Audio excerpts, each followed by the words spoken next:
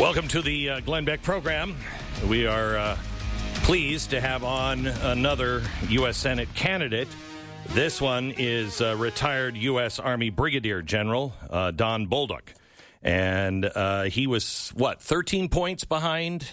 Yeah, he won the primary, and it was all the polls were showing him down double digits. The media was telling us he was this extreme candidate, and he had no chance of winning, and latest poll has him down 1. Holy cow. Welcome. How are you, Don? I'm well, sir. How are you? I'm very good.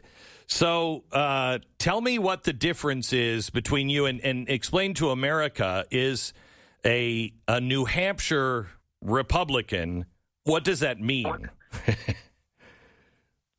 Well, I think what it means right now is particularly a Republican who is an outsider, native-born, spent 33-plus years in the military serving his country from private to general, and has demonstrated leadership in, a variety of situations, training, humanitarian operations, combat operation, came back to his state 5 years ago, and with his wife and family began helping veterans and family members, and then many people across our disabled community get the help that they need, the help that they're not getting.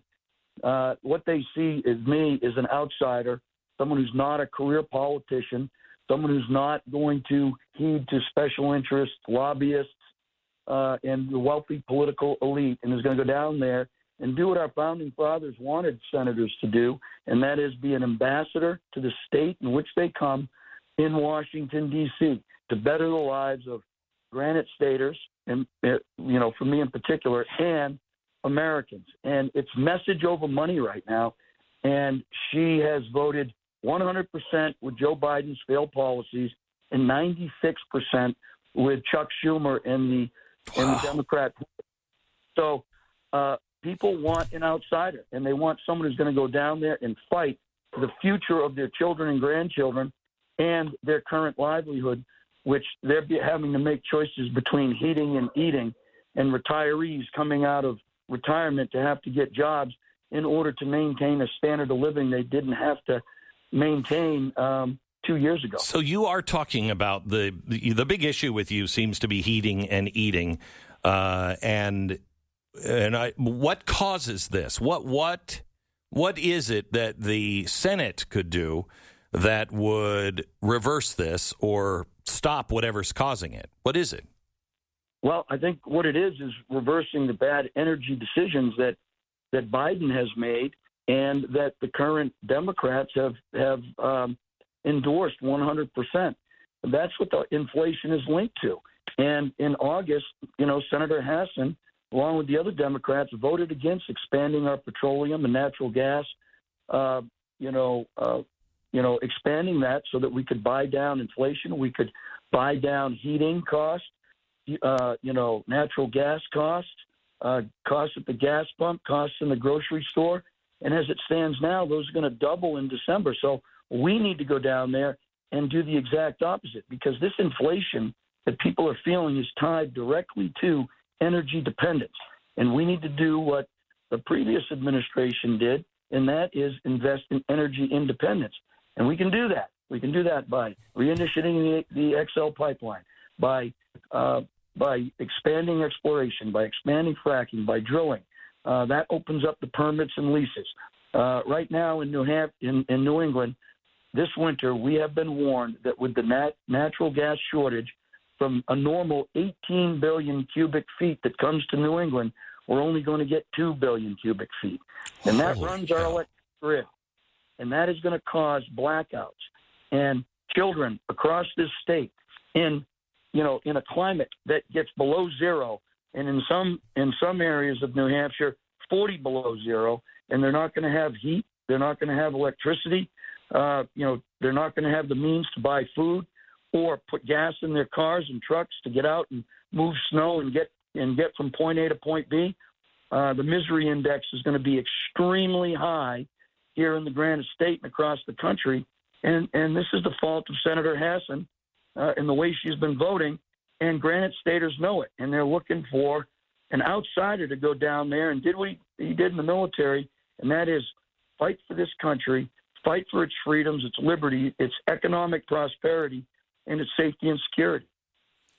I will tell you, it is crazy that we are saying that there's going to be fuel shortages here in America. Here in Texas, natural gas has dropped almost to zero. There is such a glut of natural gas here in Texas that they're honestly talking about paying people to take the natural gas out of the system here in Texas.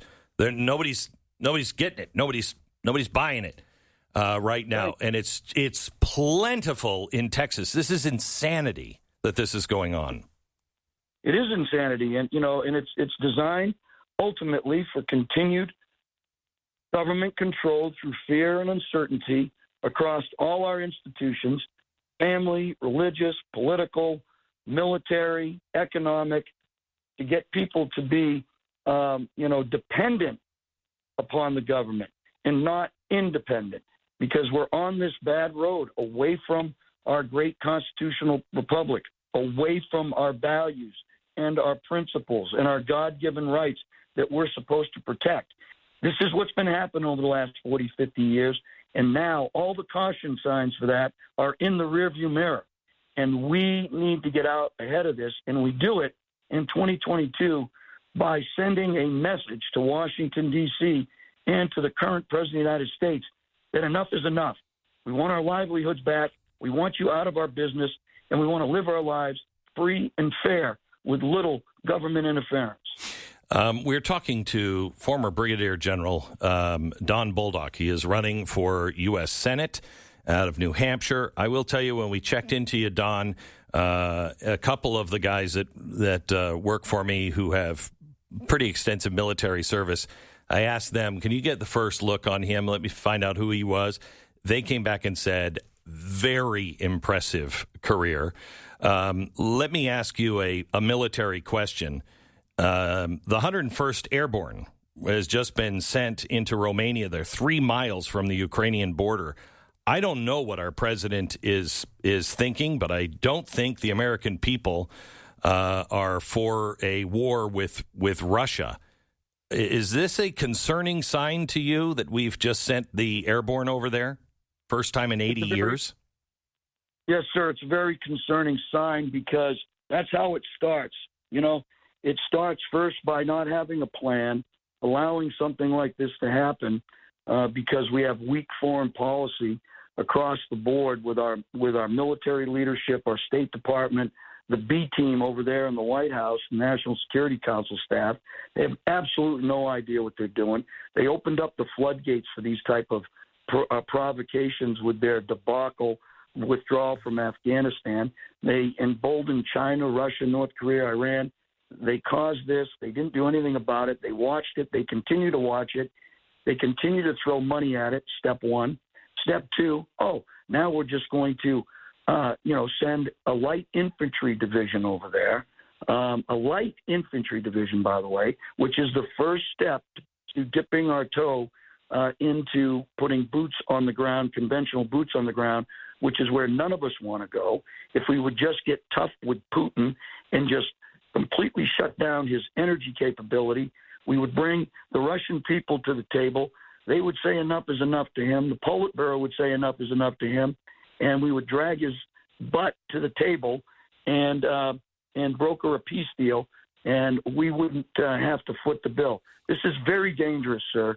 This is what they do, and they did it for 20 years in Afghanistan, Iraq, Syria. They continue to do it in Africa and many other places that Americans just go along every single day, don't think much about it. But this General, this would not be a war that would be like those, would it? I mean, this is war with Russia. Doesn't that get pretty serious pretty quickly? War.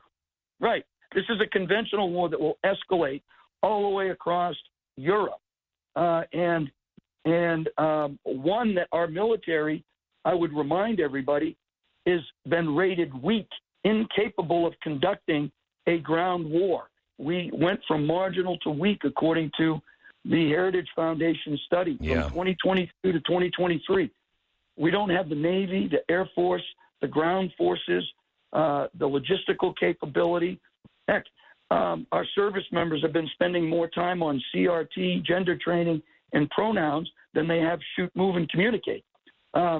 We have low morale. We can't recruit. We can't retain, and we cannot sustain a conventional war. And it's a fact. And that is sad. And that's the doing of the Biden administration. It's the doing of the Democrats there. They've weakened us to the point where, this isn't going to be unconventional warfare. This isn't going to be, limited boots on the ground. This will escalate to a conventional war across Europe, and none of us want to go there, and none of us can afford that.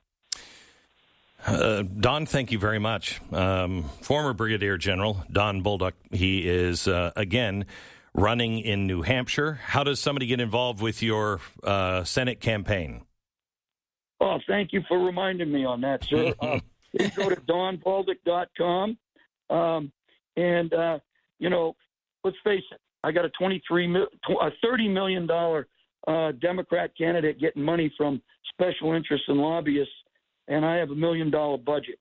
And so We're going to win this. We've closed it up to 1 point now. We're going to surge past her, but I could sure use some help. I get it. It's hard economic times, but you can go to donbolduc.com and help me out.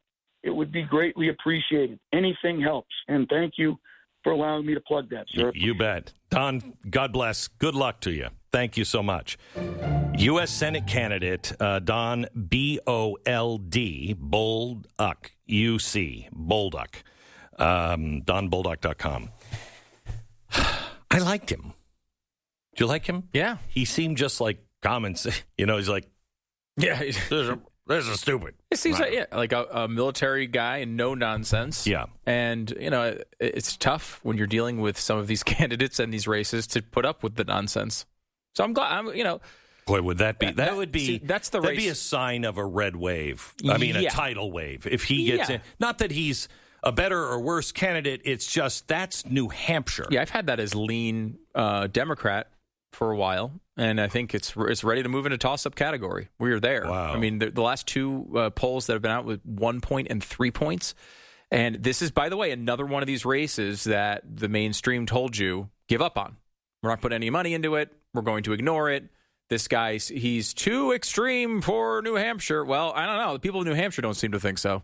It's amazing how little money is making a difference in this race, isn't it? Yeah, and it's because of real issues people are dealing with every single day. Yeah.